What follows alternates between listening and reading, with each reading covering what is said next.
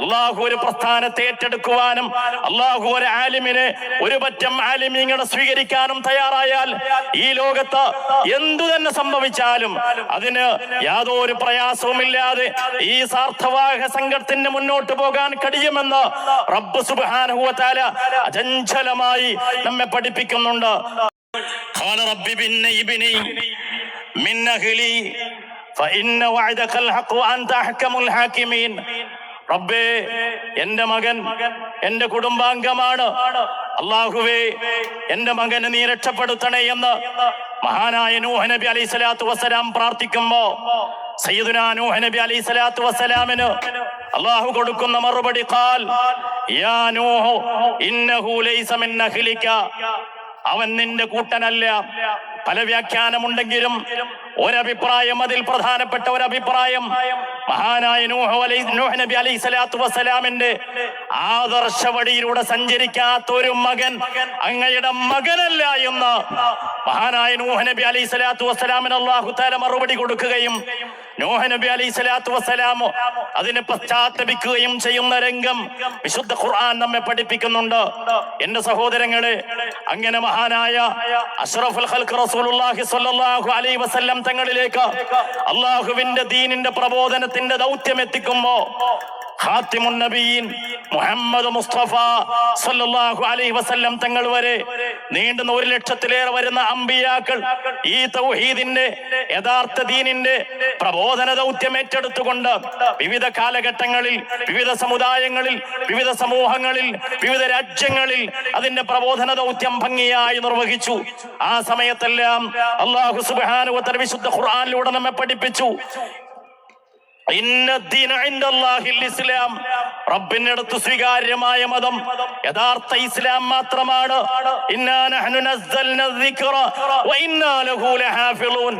ഈ ദീന് നാമാണ് അവതരിപ്പിക്കുന്നതെങ്കിൽ അതിന്റെ സംരക്ഷണം അള്ളാഹുവിന്റെ ബാധ്യതയാണ്.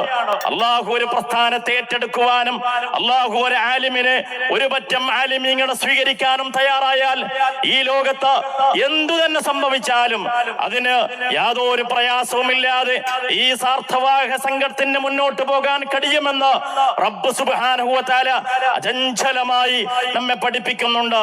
മഹാനായ നബി സല്ലല്ലാഹു അലൈഹി വസല്ലം തങ്ങളിലൂടെ ആ പ്രവാചക പരമ്പര പരിസമാപ്തി കുറിക്കുകയാണ്.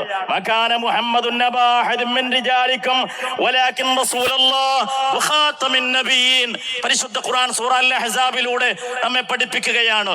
മുഹമ്മദ് നബി സല്ലല്ലാഹു അലൈഹി വസല്ലം ഒരുത്തന്റെയും പിതാവല്ല, അതേപോലെ തന്നെ പക്ഷേ ഖാതമുൻ നബിയീൻ, ഈ പ്രവാചക പരമ്പരയുടെ പരിസമാപ്തിയാണ് മുഹമ്മദ് റസൂലുള്ളാഹി സ്വല്ലല്ലാഹു അലൈഹി വസല്ലം തങ്ങൾ.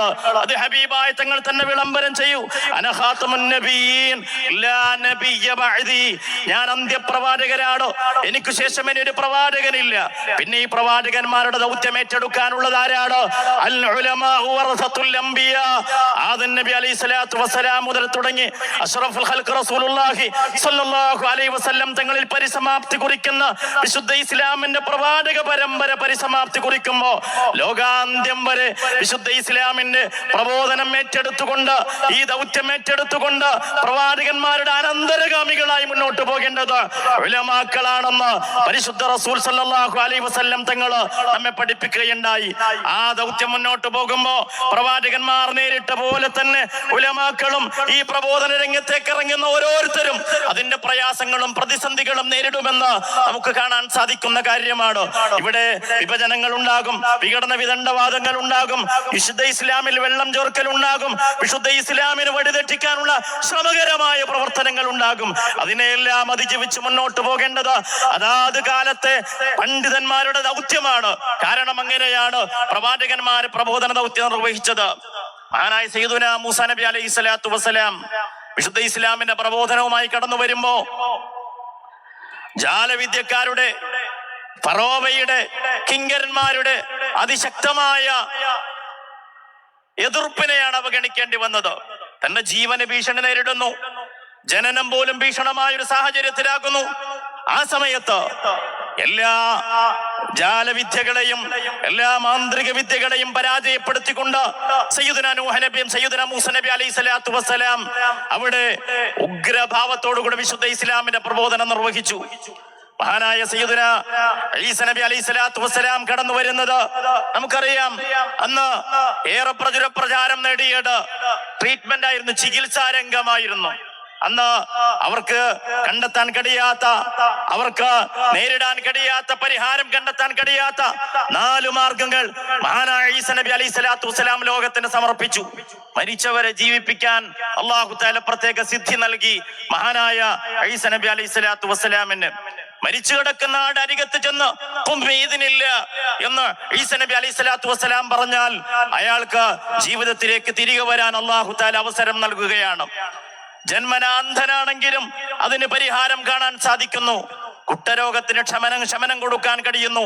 വെള്ളപ്പാട് വളരെ കൃത്യമായി ദൗത്യം നിർവഹിച്ചു. 1,000-ലേറെ വരുന്ന അനുയായികളിലേക്ക് ഈ സത്യസന്ദേശം കൈമാറി. എന്നിട്ട് ജനലക്ഷങ്ങളെ സാക്ഷി നിർത്തി അള്ളാഹുവിലേക്ക് കൈ ഉയർത്തിക്കൊണ്ട് പറഞ്ഞു, റബ്ബേ, സ്വഹാബത്തിനോട് ചോദിച്ചു, അലാ ഹൽ ബല്ലഗ്തു, ഞാൻ എന്റെ ദൗത്യം നിർവഹിച്ചില്ലയോ? ഞാൻ നിങ്ങളിലേക്ക് എന്റെ സന്ദേശം കൈമാറിയില്ലയോ? സ്വഹാബത്ത് സാക്ഷി പറഞ്ഞു, അന്തും ശുഹദാഉല്ലാഹി ഫിൽ അർദ്, നിങ്ങൾ അല്ലാഹുവിന്റെ സാക്ഷികളാണ്. എനിക്ക് ഈ ഭൂമിയിൽ നിങ്ങളുടെ റബ്ബിനോട് സാക്ഷി പറയുകയാണ്. മഹാനായ റസൂലുള്ളാഹി സ്വല്ലല്ലാഹു അലൈഹി വസല്ലം തങ്ങൾ ആ ഉത്തരവാദിത്തം ഭംഗിയായി നിർവഹിച്ചു. സ്വഹാബത്തിനോട് പറഞ്ഞു, ഇവിടെ കൂടിയ ലക്ഷങ്ങള് ലോകത്തിന്റെ അഷ്ടദിക്കുകളിലേക്കും സപ്തവൻകരകളിലേക്കും ഈ പ്രചരണ പ്രവർത്തന ദൗത്യങ്ങളുമായി മുന്നോട്ട് പോകണം. സ്വഹാബത്ത് അത് ഏറ്റെടുത്തു. അങ്ങനെ ലോകത്തിന്റെ ഭൂഖണ്ഡങ്ങളിലേക്ക്, വിവിധ ഭൂഖണ്ഡങ്ങളിലേക്ക് വിശുദ്ധ ഇസ്ലാമിന്റെ പ്രബോധനം എത്തിക്കാൻ മഹാന്മാരായ സ്വഹാബത്ത് സന്നദ്ധരായി. ആ സ്വഹാബത്തിനെ നോക്കിക്കൊണ്ട് മഹാനായ മുത്തുനബി സല്ലല്ലാഹു അലൈഹി വസല്ലം തങ്ങൾ പറഞ്ഞു, അസ്ഹാബി കന്നുജൂം ഫബിഅയ്യിഹിം ഇഖ്തദൈതും ഇഖ്തദൈതും, എന്റെ അനുചരന്മാർ, എന്റെ സ്വഹാബ നക്ഷത്ര സമാനരാണ്. അവരെ ആരനുധാവനം ചെയ്യുന്നുവോ അവര് സത്യസന്മാർഗം പുൽകിയവരാണ്. അങ്ങനെ ആ സ്വഹാബത്ത് ലോകത്തിന്റെ നാനാഭാഗത്തേക്കും കടന്നു ചെന്നു. അതിന്റെ ഒരു ഭാഗമായി നമ്മുടെ കൊച്ചു കേരളത്തിലേക്കും മഹാനായ മാലിക് ഇബ്നു ദീനാർ റളിയല്ലാഹു അൻഹുവിന്റെ നേതൃത്വത്തിൽ ഈ കേരളക്കരയിലേക്ക് കടന്നു വന്നു. കടൽ മാർഗം കടന്നെത്തിയ കലർപ്പില്ലാത്ത വിശുദ്ധ ഇസ്ലാമിനെ ഹൃദയത്തിന്റെ കൈത്തല നിവർത്തി സ്വീകരിക്കാൻ ഈ കേരളത്തിന്റെ മണ്ണ് സന്നദ്ധമായി. എല്ലാ ങ്ങളെയും എല്ലാ മതങ്ങളെയും ഹൃദയത്തോട് ചേർത്ത് വെച്ച ഈ മണ്ണ് വിശുദ്ധ ഇസ്ലാമിനും ഏറെ വളക്കൂറുള്ളതായി. അവിടെ ആയുധം കൊണ്ടല്ല, തർക്കങ്ങളെ കൊണ്ടല്ല, സംഘടനകളെ കൊണ്ടല്ല, സ്നേഹോഷ്മളമായ പെരുമാറ്റം കൊണ്ട്, ജീവിതത്തിന്റെ വിശുദ്ധി കൊണ്ട്, ആദർശത്തിന്റെ വിശുദ്ധി കൊണ്ട് അനേകായിരങ്ങളുടെ ഹൃദയത്തിൽ ഇടം തേടാൻ വിശുദ്ധ ഇസ്ലാമിനും മുസ്ലിമീങ്ങൾക്കും സാധിക്കുകയാണ്. അങ്ങനെ കൊടുങ്ങല്ലൂര് വന്ന് കാലൂത്തുമ്പോ നമ്മൾ ആലോചിക്കേണ്ടതുണ്ട്, ഇവിടെയുള്ള ഹൈന്ദവ രാജാക്കന്മാർ മുസ്ലിം പ്രബോധകരെ ഹൃദയപൂർവ്വം സ്വീകരിച്ചു. അവർക്ക് വേണ്ടതെല്ലാം ചെയ്തു കൊടുക്കുന്നു. അമ്പലം പണിയുന്ന അതേ ആശാരിയെയും മണ്ണാനെയും പറഞ്ഞു വിട്ടുകൊണ്ട് പള്ളി പണിത് കൊടുക്കുന്നത് ഇവിടെയുള്ള ഹൈന്ദവ സഹോദരന്മാരാണ്. ജാതീയതയുടെയും ചാതുർവർണ്ണത്തിന്റെയും ഉരുക്കുമുട്ടികളിൽ കടന്നുകൊണ്ട് ജീവിതത്തിന് ശ്വാസം മുട്ടിയ സമൂഹത്തിന് സ്വാതന്ത്ര്യത്തിന് സ്വച്ഛന്തമായി ശ്വസിക്കാൻ, സമത്വത്തിന്റെയും സമാധാനത്തിന്റെയും സാഹോദര്യത്തിന്റെയും ഉദാത്തമായ ദർശനം വിശുദ്ധ ഇസ്ലാം എന്നും അനുഭവിച്ചറിയാൻ കഴിഞ്ഞപ്പോ ഈ തീരദേശങ്ങളിലൂടെ കടന്നു വന്ന വിശുദ്ധ ഇസ്ലാമിന്റെയും മുസ്ലിമീങ്ങളുടെയും പ്രബോധകരെ കണ്ടുകൊണ്ട് ആളുകൾ മാപ്പിള എന്ന് വിളിച്ചു. മഹാന്മാരുടെ പിള്ളമാർ, നല്ല മക്കളുടെ നല്ല പിതാക്കളുടെ നല്ല മക്കൾ എന്ന് മുദ്ര ചാർത്തിക്കൊടുത്തു. ഇവിടെ സൗഹൃദത്തിന്റെയും സ്നേഹത്തിന്റെയും പ്രതീകങ്ങളായി മുസ്ലിങ്ങൾ ഇവിടെ കടന്നു വന്നു. സഹോദരങ്ങളെ, നൂറ്റാണ്ടുകൾ പിന്നിട്ടു. അറബിയിൽ ഖുതുബയോദി, സഹോദരിമാർ വീടിന്റെ അകത്തളങ്ങളിൽ നിസ്കരിച്ചു. മാലയും ദിക്റും മൗലുദും ഹദ്ദാദും റാത്തിബും ഖുതുബിയത്തും പരമ്പരാഗതമായ ഇസ്ലാമിന്റെ ആചാരനുഷ്ഠാനങ്ങൾ വളരെ കൃത്യമായി നിർവഹിച്ചുകൊണ്ട് വിശുദ്ധ ഇസ്ലാമും മുസ്ലിമീങ്ങളും സമാധാനത്തോടുകൂടെ ഇവിടെ മുന്നോട്ട് പോവുകയാണ് ഉണ്ടായത്. യാതൊരു പ്രശ്നവുമില്ല ആഗോളതലത്തിൽ. അതിനിടയിൽ ഒരുപാട് വിള്ളൽ തീർക്കാൻ ആദർശത്തിന്റെ ഭ്രംശമുണ്ടായ പല ആളുകളും കടന്നു വന്നു. മുത്തുനബി സല്ലല്ലാഹു അലൈഹി വസല്ലം തങ്ങളുടെ കാലം കഴിയുമ്പോഴത്തേക്ക് തന്നെ മുസൈലിമത്തുൽ കദ്ദാബ് വന്നു, പ്രവാചകത്വവാദവുമായി വന്നു, മുഅ്തസിലത്ത് വന്നു, റാഫിളികൾ വന്നു. അവര് പല ആശയങ്ങളും ഉന്നയിച്ചു. അതിന്റെ ആ പഴയ വീഞ്ഞ് പുതിയ കുപ്പിയിലായി ലോകത്തിന്റെ വിവിധ ദിക്കുകളിലും ഭാഗങ്ങളിലും വിശുദ്ധ ഇസ്ലാമിനെയും മുസ്ലിമീങ്ങളെയും അവരുടെ ആചാരങ്ങളെ, അനുഷ്ഠാനങ്ങളെ, വിശ്വാസങ്ങളെ വ്രണപ്പെടുത്തുവാനും വികൃതമാക്കുവാനും പലരും കടന്നു വന്നു. ആ കാലത്തൊക്കെ നമുക്കറിയാം, അതാത് കാലത്ത് ഉലമാക്കൾ സടകുടഞ്ഞെടുന്നേറ്റുകൊണ്ട് രൂപകൽപ്പന ചെയ്ത ഒന്ന് തന്നെയാണ് പരിശുദ്ധ അഹ്ലുസ് സുന്നത്ത് വൽ ജമാഅ. നമുക്കറിയാം മുഅ്തസിലത്തിൽ നിന്ന് റാഫിളികളുടെ പ്രചണ്ഡമായ വാദങ്ങളിൽ നിന്ന് ഈ ഉമ്മത്ത് രക്ഷിച്ചു പോവാൻ പരിശുദ്ധ അഹ്ലുസ് സുന്നത്ത് വൽ ജമാഅത്തിന് രൂപകൽപ്പന ചെയ്തത് സ്വഹാബത്തും താബിഈങ്ങളും ചേർന്നെങ്കിൽ നമ്മൾ ആലോചിക്കേണ്ടത് അതാണ് ഒന്നാമത്തെ പ്രതിരോധ പ്രവർത്തനം. ആ പ്രതിരോധ പ്രവർത്തനത്തിന്റെ പിന്തുടർച്ചക്കാരാണ് ബഹുമാനപ്പെട്ട സമസ്ത കേരള ജംഇയ്യത്തുൽ ഉലമ. നമുക്കറിയാം കേരളക്കരയുടെ ഇന്ത്യ രാജ്യത്തിന്റെ ചരിത്രം പരിശോധിച്ച് നോക്കുക. ഇവിടെ പലരും കടന്നു വന്നു. നമ്മുടെ മാതൃകേത, നമ്മുടെ കർമ്മശാസ്ത്രത്തിന്റെ രീതികൾ നോക്കുക, അതിന്റെ മൻഹജുകളും മാതൃകകളും നോക്കുക. അത് 1-ാം നൂറ്റാണ്ടിലും ഹിജ്റ 2-ാം നൂറ്റാണ്ടിലും ഒക്കെയായുള്ള മഹാന്മാരായ പണ്ഡിതന്മാരെ പിന്തുടർന്നുകൊണ്ടാണ് സ്വഹാബത്തിനെ, അതല്ലെങ്കിൽ സ്വഹാബത്തിന് തൊട്ട് പിന്നിലുള്ള താബിഈങ്ങളെ അവര് നമുക്ക് കാണിച്ചു വന്ന മാർഗമാണ്. മഹാനായ അബൂ ഹനീഫ റളിയല്ലാഹു തആല അൻഹു ഹിജ്റ 80-ലാണ് ജനിക്കുന്നത്. മഹാനായ മാലിക് റളിയല്ലാഹു തആല അൻഹു ഹിജ്റ 93-ലാണ് ജനിക്കുന്നത്. മഹാനായ ഇമാം ഷാഫി റളിയല്ലാഹു തആല അൻഹു ഹിജ്റ 150-ലാണ് ജനിക്കുന്നത്. മഹാനായ അഹ്മദ് ഇബ്നു ഹംബൽ റളിയല്ലാഹു തആല അൻഹു ഹിജ്റ 164-ലാണ് ജനിക്കുന്നത്. അതേപോലെ തന്നെ അശ്അരി മാതുരീദി നമ്മുടെ അഖീദയുടെ താവടികൾ നോക്കുകയാണെങ്കിലും 2-3 നൂറ്റാണ്ടുകളിലൂടെ ഈ ദീനിനെ പഠിച്ചു മനസ്സിലാക്കി ലോകത്തിന് കൈമാറിയവരാണ്. അതുകൊണ്ട് സഹോദരങ്ങളെ, നമ്മുടെ കർമ്മശാസ്ത്ര സരണിയാവട്ടെ, നമ്മുടെ വിശ്വാസധാരയാവട്ടെ, അത് മഹാനായ അഷ്റഫുൽ ഖൽഖ് റസൂലുള്ളാഹി സ്വല്ലല്ലാഹു അലൈഹി വസല്ലം തങ്ങളെന്ന് നേരിട്ട് ദീൻ പഠിച്ചു പകർത്തി പരിശീലിച്ചു പോന്ന മഹത്തുക്കളായ മാതൃകായോഗ്യരായ മഹാമനീഷികൾ അനുധാവനം ചെയ്തു പോരുന്നതാണ്. അങ്ങനെ കേരളത്തിന്റെ ചരിത്രം പരിശോധിച്ചാൽ നമുക്ക് കാണാൻ സാധിക്കും, അത് 18-ാം നൂറ്റാണ്ട് വരെ കേരളത്തിൽ കാര്യമായ അപശബ്ദങ്ങളില്ലാതെ വളരെ ശാന്തമായി നാം മുന്നോട്ട് പോയി. പ്രത്യേകിച്ചും കേരളീയ മുസ്ലിം സമാജത്തിന്റെ ജീവിതത്തെ, ചരിത്രത്തെ 3 ഘട്ടമായി ചരിത്രകാരന്മാർ വിലയിരുത്തുന്നുണ്ട്. 7-ാം നൂറ്റാണ്ട് മുതൽ 15-ാം നൂറ്റാണ്ട് വരെ മുസ്ലിമിന്റെ വിശുദ്ധി കണ്ടുകൊണ്ട് പണ്ഡിതന്മാരുടെയും ഉലമാക്കളുടെയും സാദാത്യങ്ങളുടെയും ജീവിതത്തിന്റെ ഔന്നിത്യവും ഉത്കർഷവും കണ്ടുകൊണ്ട് ഇസ്ലാമിലേക്ക് കടന്നു വന്ന അനേകായിരങ്ങൾ 15-ാം നൂറ്റാണ്ടിൽ വൈദേശികയുടെ മേൽക്കോയ്മയുമായി വാസ്കോഡ ഗാമ നമ്മുടെ കോഴിക്കോടിന് സമീപത്ത് കടന്നു വന്നത് നിമിഷം മുതൽ പ്രതിരോധത്തിന്റെ കവചം തീർത്തുകൊണ്ട് രാജ്യത്തിന്റെ താല്പര്യം സംരക്ഷിച്ചുകൊണ്ട് ഒരു മതവിശ്വാസികൾ നിലക്ക് മുന്നിൽ നിന്നത് ഈ സമുദായത്തിന്റെ ആളുകളായിരുന്നു. അതുകൊണ്ട് തന്നെ അവര് 2 രീതിയിലുള്ള ശ്രമം നടത്തി. ഈ രാജ്യത്തെ വിവിധ മതങ്ങളെ തമ്മിലടിപ്പിക്കാനുള്ള ശ്രമം നടന്നു. മറ്റൊന്ന്, മുസ്ലിം സമുദായത്തിന്റെ ഉള്ളിൽ വിള്ളലുണ്ടാക്കാനുള്ള ശ്രമകരമായ പ്രവർത്തനം ആരംഭിച്ചു. അപ്പോഴെല്ലാം പ്രതിരോധത്തിന്റെ പടച്ചട്ടയണിഞ്ഞുകൊണ്ട് മുസ്ലിം ഒറ്റ മനസ്സോടുകൂടെ, ഐക്യത്തോടുകൂടെ, ഒരുമയോടുകൂടെ മുന്നോട്ട് പോയ ചരിത്രമാണ് കേരളത്തിൽ നമുക്ക് കാണാൻ കഴിയുന്നത്. അങ്ങനെ 19-ാം നൂറ്റാണ്ടിന്റെ ഉദയത്തോടുകൂടെ, അതല്ലെങ്കിൽ 18-ാം നൂറ്റാണ്ടോടുകൂടെ തന്നെ നമ്മൾക്കിടയിൽ ഷിയ കണ്ണികൾ കൊണ്ടോട്ടി കേന്ദ്രീകരിച്ചൊക്കെ തലപൊക്കുന്നൊരു സാഹചര്യം ഉണ്ടായി.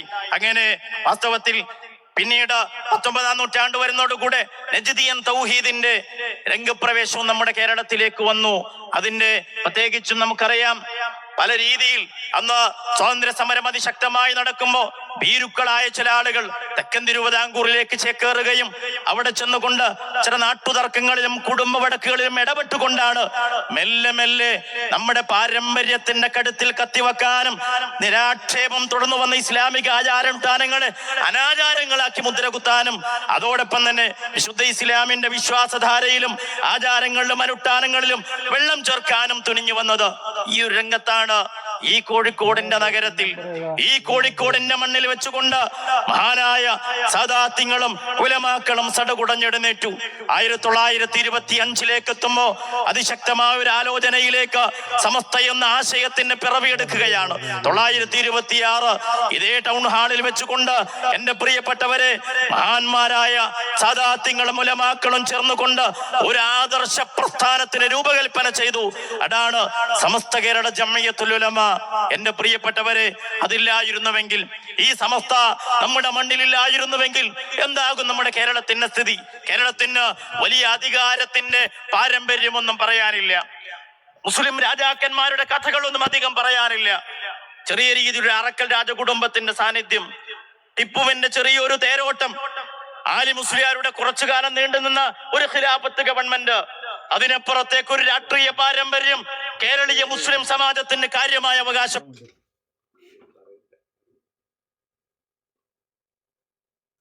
നഷ്ടപ്പെടാനില്ല. പിന്നെങ്ങനെയാണ് ഇതുണ്ടായത്? നേരെ മറിച്ച് ഈ മണ്ണും മനസ്സിനോടും ഈ സംസ്ഥാനത്തുള്ള ഈ പ്രദേശത്തുള്ള മനുഷ്യരോടും മണ്ണിനോടും ചേർന്നുകൊണ്ടാണ് ഇവിടുത്തെ മുസ്ലിമീങ്ങൾ ജീവിച്ചത്, ഉലമാക്കൾ ജീവിച്ചത്. സാമൂതിരി രാജാവിന് ഈ മണ്ണിൽ ഏറെ വിശ്വാസരായി നിന്നത്, കൂടെ നിന്നത് മുസ്ലിം സഹോദരങ്ങളായിരുന്നു. അതുകൊണ്ട് തന്നെയാണ് നമുക്കറിയാം, തുഹ്ഫത്തുൽ മുജാഹിദീൻ പരിശോധിച്ചാൽ കാണാൻ കഴിയും, മഹാന്മാരായ മഖ്ദൂം തങ്ങന്മാർ, ബിലാദുന, നമ്മുടെ നാട്, നമ്മുടെ പ്രദേശം ഒരു ഇസ്ലാമിക് ഗവൺമെന്റിന്റെ, ഒരു ഇസ്ലാമിക് രാജ്യത്തിന്റെ പരിവേഷത്തോടു കൂടെയാണ് ഈ ഉമ്മത്തിനെ പാകപ്പെടുത്തിയെടുത്തത്, വിദേശികളോടുള്ള സമരത്തിന് പാകപ്പെടുത്തിയെടുത്തത്. എന്റെ സഹോദരങ്ങളെ, ഞാനും നിങ്ങളും ആലോചിക്കേണ്ടതുണ്ട്. അങ്ങനെ ഇവിടെ വിശ്വാസധാരയിൽ വെള്ളം ചേർക്കാൻ ആരെയും അനുവദിക്കാതെ പരിശുദ്ധ അഹ്ലുസ് സുന്നത്ത് വൽ ജമാഅത്തിന് കാവൽ തീർത്തുകൊണ്ട് സമസ്ത കേരള ജംഇയ്യത്തുൽ ഉലമ 926 വ്യവസ്ഥാപിതമായി പ്രവർത്തനം ആരംഭിക്കുകയാണ്. അത് മുന്നോട്ട് പോയി. അതോടുകൂടെ ബിദ്അത്തിന്റെ പ്രചരണങ്ങൾ നമ്മുടെ പ്രദേശത്ത് വില പോകാതെ വന്നു. വാസ്തവത്തിൽ ചിന്തിക്കണം, ഇങ്ങനൊരു സംവിധാനമില്ലാതെ പോയിരുന്നുവെങ്കിൽ പുണ്യമക്കയും മദീനയും നിലകൊള്ളുന്ന സൗദി അറേബ്യയെ വേണ്ട രീതിയിൽ സംരക്ഷിക്കാൻ അവിടെ സാധിക്കാതെ പോകുമ്പോഴും കടൽ മാർഗം കടന്നെത്തിയ കലർപ്പില്ലാത്ത വിശുദ്ധ ഇസ്ലാമിനെ മദീന മാതൃകയിൽ ഈ മണ്ണിൽ സംരക്ഷിച്ചു നിർത്താൻ നമുക്ക് കഴിഞ്ഞത് ഈ ഉലമാക്കളും സാദാത്തികളും ഉമറാക്കളും ചേർന്നുകൊണ്ട് ബഹുമാനപ്പെട്ട സമസ്ത കേരള ജംഇയ്യത്തുൽ ഉലമയെ മുന്നോട്ട് കൊണ്ടുപോകാൻ കഴിഞ്ഞത് കൊണ്ട് തന്നെയാണ്. പിന്നീട് ഇവിടെ വന്ന ബിദ്അത്തിന്റെ പേക്കോലങ്ങൾ ഓരോന്നോരോന്ന് പരിശോധിച്ചു നോക്കുകയാണെങ്കിൽ അത് മുളപൊട്ടുമിടത്തേക്ക് അതിന്റെ രൂപം എന്താണ്, ഉദ്ദേശ ലക്ഷ്യം എന്താണെന്ന് മഹാന്മാരായ സദാത്യങ്ങളും മഹാന്മാരായ ഉലമാക്കളും അതാത് കാലത്ത് ഉമ്മത്തിനെ പാകപ്പെടുത്തി. അതുകൊണ്ട് തന്നെ ഇവിടെ ബിദ്അത്ത് 100-ാം വാർഷികം ആഘോഷിക്കുമ്പോ, മുജാഹിദ് പ്രസ്ഥാനം 100-ാം വാർഷികം ആഘോഷിക്കുമ്പോ അത് 100 അഭിപ്രായക്കാരായി ചിഹ്നിച്ചെതറുകയാണ്. കേവലം സംഘടനാപരമായ അഭിപ്രായാന്തരങ്ങളല്ല. കാരണം ഹക്കിനെ, സത്യത്തിന് ഒന്നായി നിലനിൽക്കാൻ കഴിയുകയുള്ളൂ. അസത്യം പലപ്പോഴും അതിന്റെ വിഭാഗീയ പ്രവർത്തനം, അതിന്റെ വിഭാഗീയ മുഖം പല രീതിയിൽ അത് പുറത്തു വന്നുകൊണ്ടേയിരിക്കും. അതുകൊണ്ട് തന്നെ ഞാനും നിങ്ങളും ആലോചിക്കുക, ബിദ്അത്തിന് ഈ മണ്ണിൽ നിലനിൽക്കാൻ കഴിഞ്ഞില്ല. അതേപോലെ തന്നെ പിന്നീട് വന്ന വഹാബിസത്തെ ചുവട് വെച്ചുകൊണ്ട് ഇവിടെ കടന്നു വന്ന മറ്റു പ്രസ്ഥാനങ്ങളെ ഓരോന്ന് ആലോചിക്കുക.